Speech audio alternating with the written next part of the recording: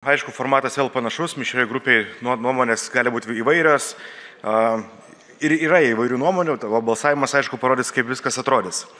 O kalbant apie programą ir vyriausybę, tai pagaliau vyriausybės formavimo serialas pasibaigė. Aišku, jei šiandien Seimas pritars vyriausybės programai. Dėkoju ministrams, premjerui už susitikimus frakcijoje, už susitikimus komitetuose ir už tos atsakymus. Aišku, vieni buvo konkretesni, kiti mažiau konkretus, tačiau laikas parodys, kaip jiems ir kiek ilgai seksis dirbti.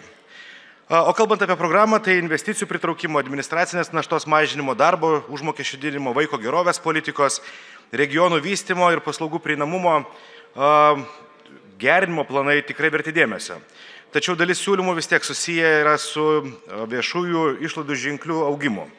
O tai sunkiai gyvenimo be papildomų arba naujų mokesčių didinimo. Todėl tikiuosi, kad naujosios vyriausybės, ta vadinamoji teisingoji mokesčių sistema nebus tokia pati kaip mokesčių reforma praėjusios kadencijos vyriausybės.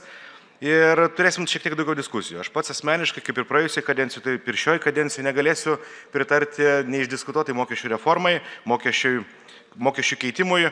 Todėl tikiuosi, kad naujoji vyriausybė padirbės kur kas labiau ir kur kas konstruktyviau negu praėjusiai. Turiu pripažinti, kad programoje daug gražių pažadų, siekiu siekti gerovės, tačiau tikiuosi, kad darbams prasidėjus atsiras daugiau konkretumo. Tikiuosi bus konstruktyvių diskusijų, bendro darbo, o tos naujai kūriamos komisijos ir darbo grupės bus ne tik biurokratinės, bet ir tos, kurios spręs konkrečiai problemas. Eilių ligoninėse mažinimas, mokyklų išsaugojimas, kelių tiesimas, regionų stiprinimas neliks tik tais vyriausybės popieriuose ar tik programoje. Tegul pradeda dirbti vyriausybė, todėl šiandien aš asmeniškai vyriausybės programai pritarsiu. Ačiū.